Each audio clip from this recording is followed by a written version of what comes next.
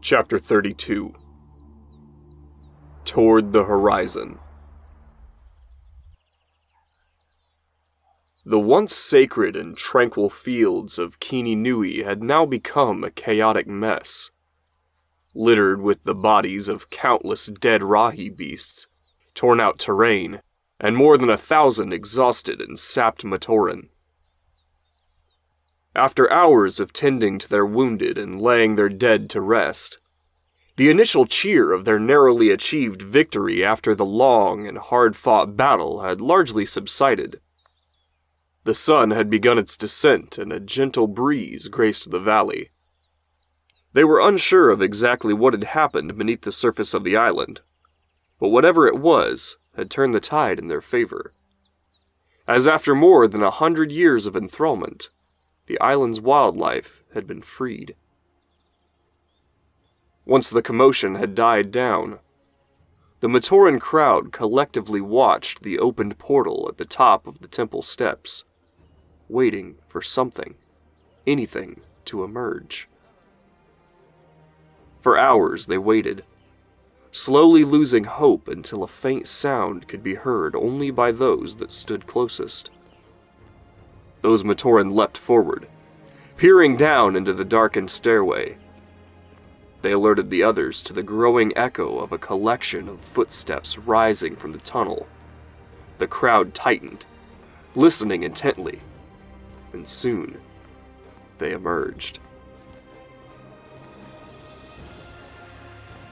The crowd erupted into a wild cheer as all 6 Toa ascended from the entrance, battered and worn, but all very much alive.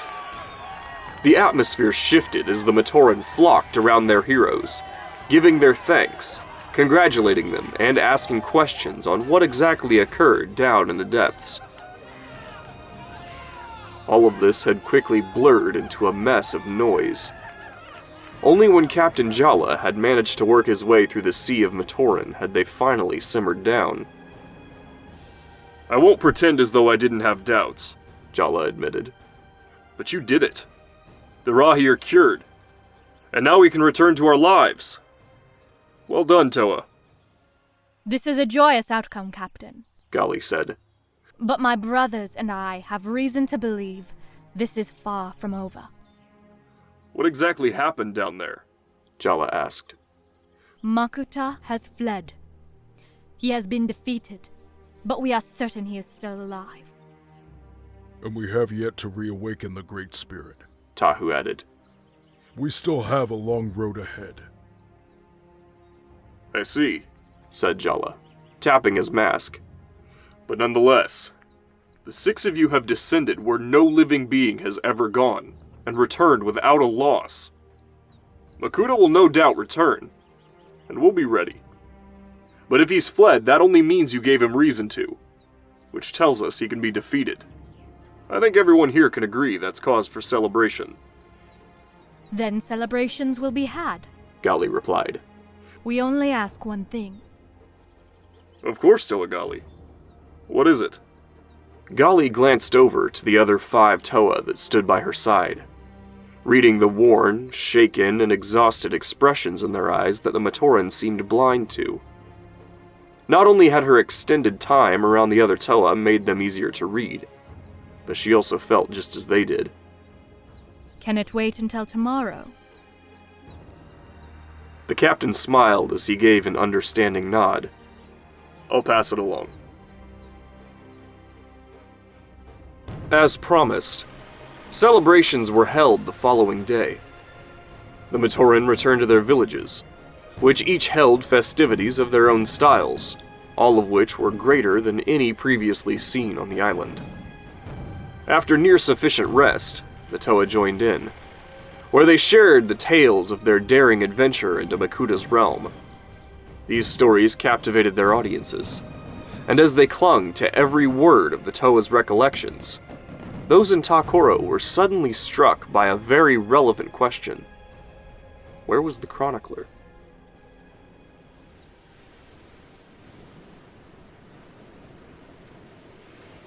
The crashing waves gleaming beneath the orange sky had worked to sweep away the plethora of swimming thoughts in Takua's mind. He sat alone in the middle of Tawahi Beach where his journey began.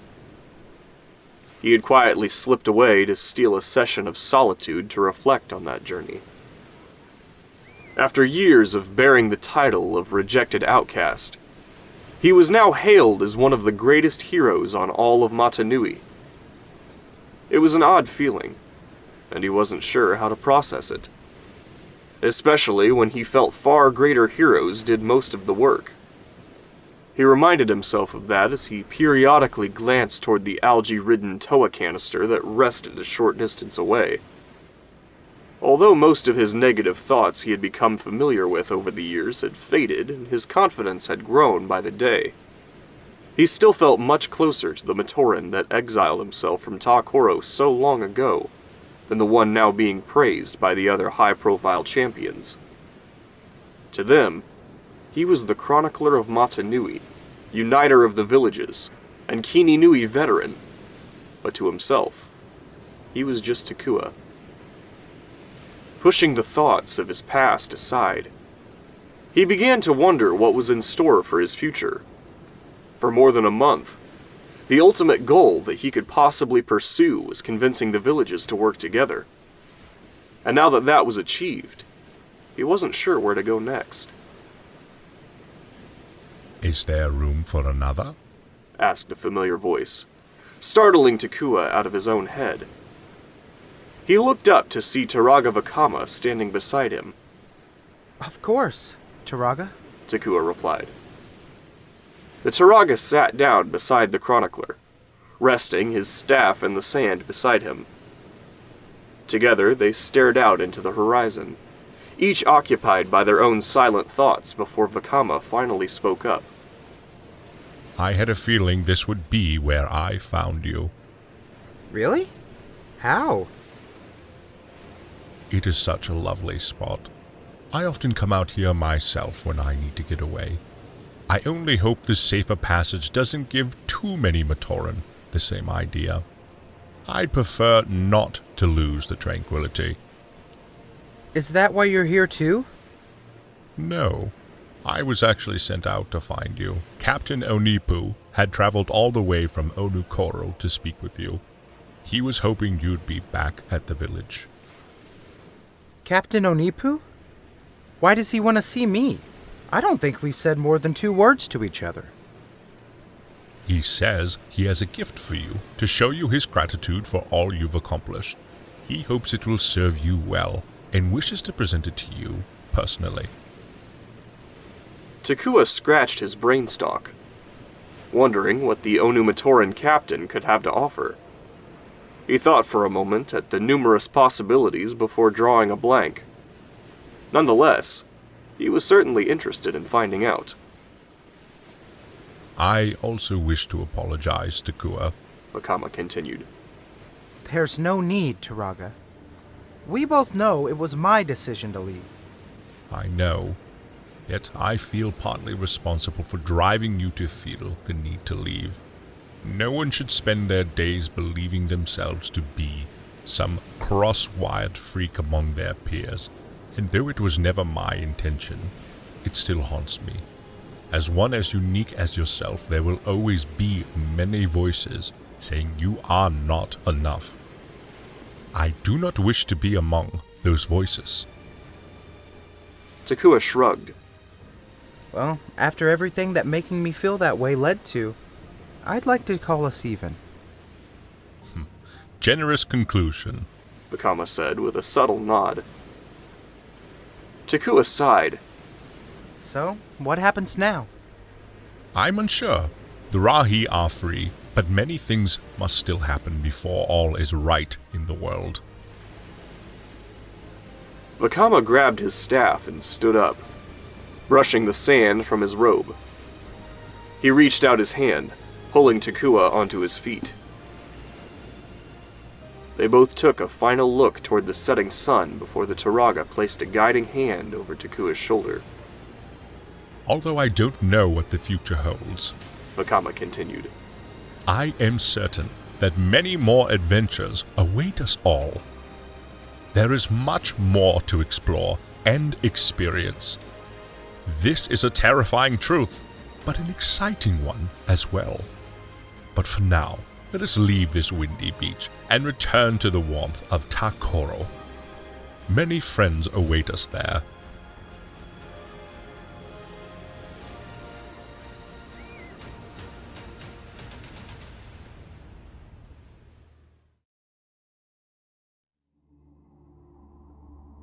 Epilogue. Beware the swarm.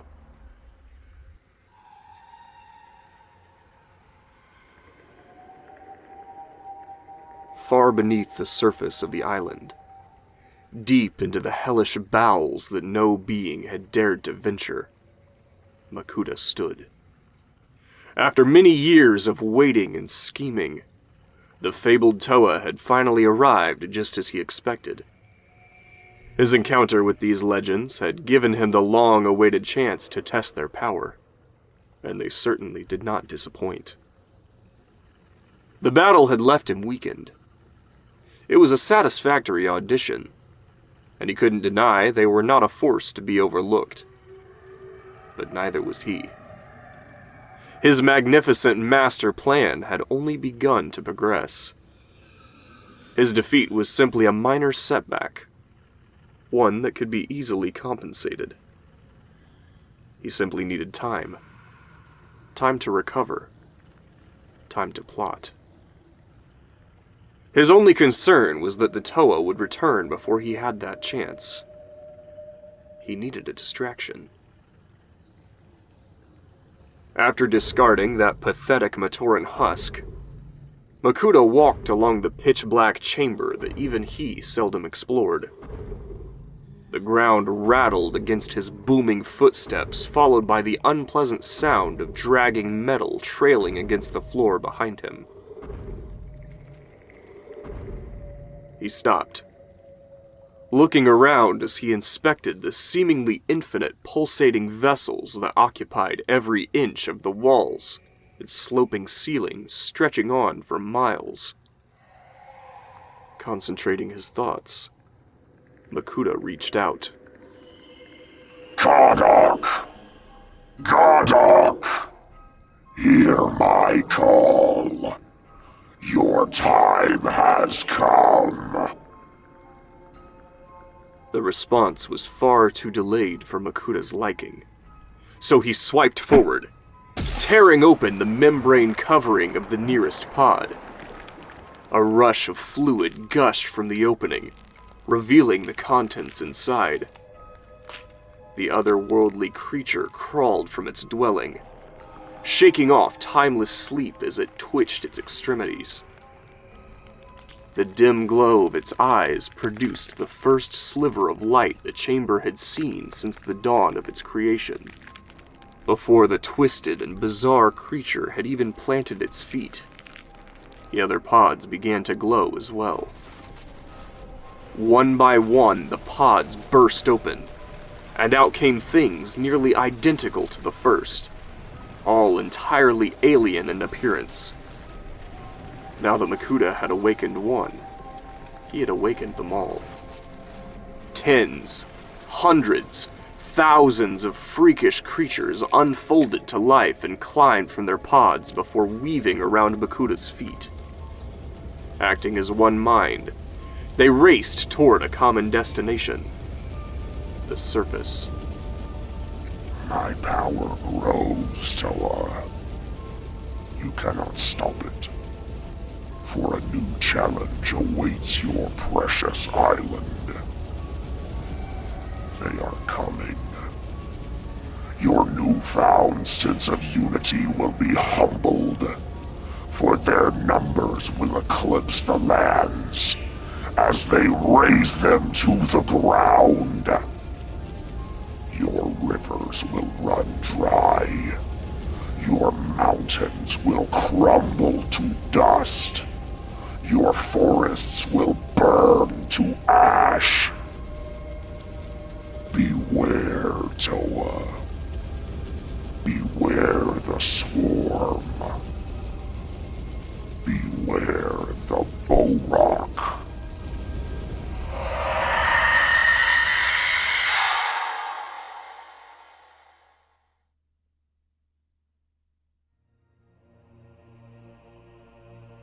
This has been The Tale of the Toa, Book 1 of the revised Bionicle series, written by Isaac Miner.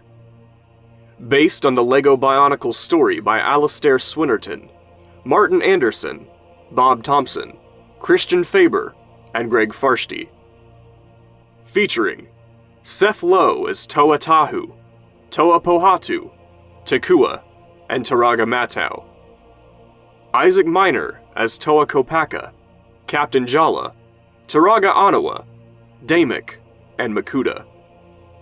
TJ True as Toa Onua, Chris Marshall as Toa Liwa, Dahlia Vianne as Toa Gali, Autumn Rose as Maku, Cormac Brennan as Matoro and Akmu, Michael Hodge as Kongu, Sean Flynn as Tepu, Christopher Romance as Turaga Vakama, Hank D as Turaga Nokama, and Greg Gidney as Turaga Wenua. Additional voices by Isaac Miner, Seth Lowe, Gage Miner, Zach Miller, Emily Carta, and Zora Lowe as Puku the Ussel Crab. Narrated by Isaac Miner.